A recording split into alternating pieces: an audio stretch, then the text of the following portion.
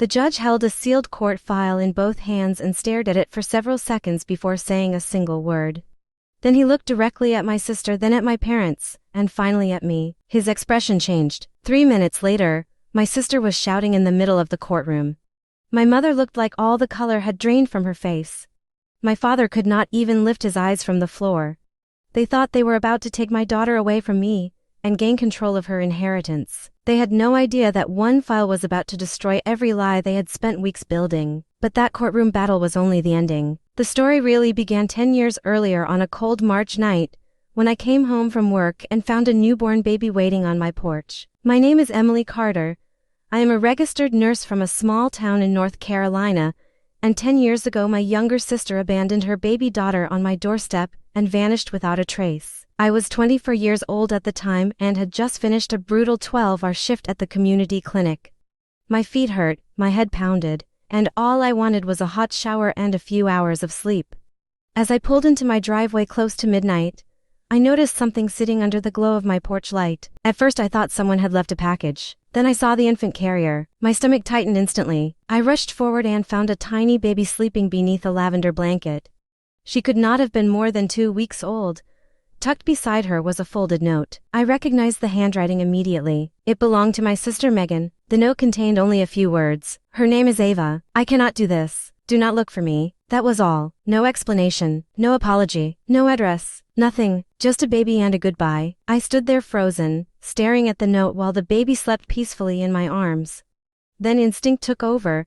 I brought her inside, checked her condition, and called emergency services. After that, I called my parents. My father answered. When I explained what had happened, he became quiet, very quiet. Then he told me he would speak with my mother. The next morning I drove straight to their house carrying the baby. I expected concern, shock, maybe even anger toward Megan. Instead, my mother crossed her arms and looked at the child as though she were an inconvenience. Your sister made her choices, she said. Mom, this is your granddaughter. My mother barely blinked. Then she said the words I would never forget. She is your responsibility now. My father stood nearby and said absolutely nothing. A few seconds later the front door closed in my face. That was the moment everything changed. I drove home and made a decision. If nobody else wanted this child, I would raise her myself. Child Services completed their investigation and eventually approved kinship placement. My small rental house suddenly became a home for a newborn. I bought diapers instead of takeout meals. I canceled every unnecessary expense. I switched work schedules and learned how to function on almost no sleep. Slowly, Ava became the center of my world. She smiled for the first time at 6 weeks, took her first steps before her first birthday, called me mama long before any court officially recognized me as her mother. Meanwhile, my family disappeared. My mother ignored every update I sent. My father rarely responded, and Megan remained completely absent. I still tried. Every month I emailed photographs and updates to my parents.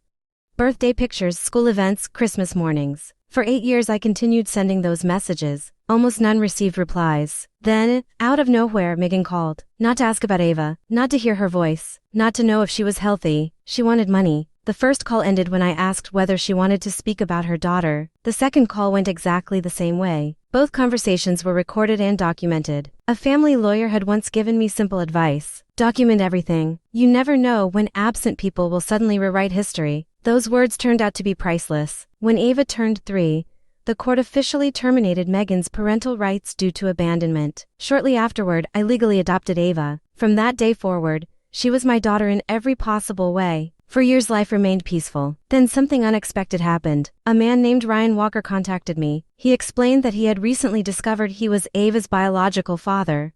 Megan had never told him about the pregnancy. After careful verification and DNA testing, his story proved true. Ryan did not demand custody. He did not threaten lawsuits. He simply said he wanted to do right by his daughter. And unlike everyone else, he showed up, month after month, visit after visit. Slowly, he built a relationship with Ava. Then tragedy struck. At only 35 years old, Ryan suffered a massive heart attack and died. The loss devastated Ava. It devastated me too. But before his death, Ryan had created an education trust for her.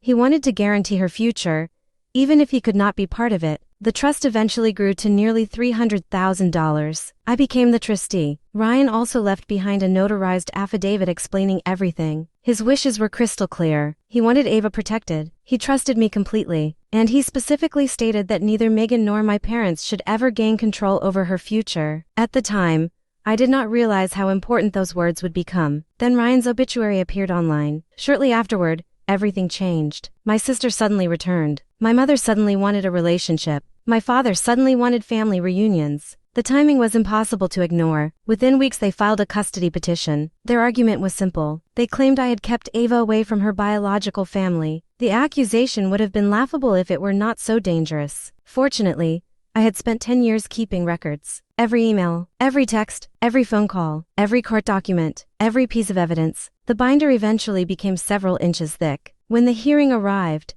their lawyer tried painting them as loving relatives who had been unfairly excluded. My sister cried on the witness stand. My mother claimed they had always wanted a relationship. My father spoke about family unity. Then my attorney stood up. She introduced the sealed court file. The judge began reading, page after page, document after document. The abandonment report, the termination order, the adoption decree, the ignored invitations, the unanswered emails, the recorded calls asking only for money. Then he reached Ryan's affidavit. The room became completely silent. When the judge finished reading, he looked directly at my sister and parents. The disappointment on his face said everything. My attorney then revealed one final detail. My sister had accessed information about Ava's inheritance only 22 days before filing the custody petition. The timeline exposed their true motivation. This was never about love. It was about money. The judge wasted very little time. He dismissed the petition completely. He denied visitation requests. He rejected every argument they presented. Then he stated for the record that their sudden interest raised serious concerns regarding their intentions. My sister exploded. She screamed that Ava was her daughter. She accused me of stealing her life. Security escorted her from the courtroom. My mother followed. My father left last. He looked at me briefly before disappearing through the door. And just like that, it was over. I drove directly to pick up Ava. She ran toward me before I even reached the sidewalk. What happened, Mama? I knelt down and held her face gently. Nobody is taking you anywhere. Not today. Not ever. The relief in her eyes was something I will never forget. That evening we went home. We made dinner, finished homework, played card games at the kitchen table. Nothing extraordinary happened, and that was the greatest victory of all. A week later my mother called and blamed me for destroying the family. I reminded her that the family had broken the night she closed her front door on a newborn baby. She had no answer. My sister vanished again. My father mailed a brief apology months later. I kept the letter but never responded. Some apologies arrived too late to repair what they damaged. Today Ava is safe. She still keeps the same lavender blanket from the night she arrived on my porch. It is faded now, patched in several places, but she refuses to throw it away. Sometimes I stand on the porch after she goes to sleep and look at the light that has remained on for 10 years. The same light that guided me to a baby everyone else abandoned. Family is not determined by blood. Family is built through sacrifice,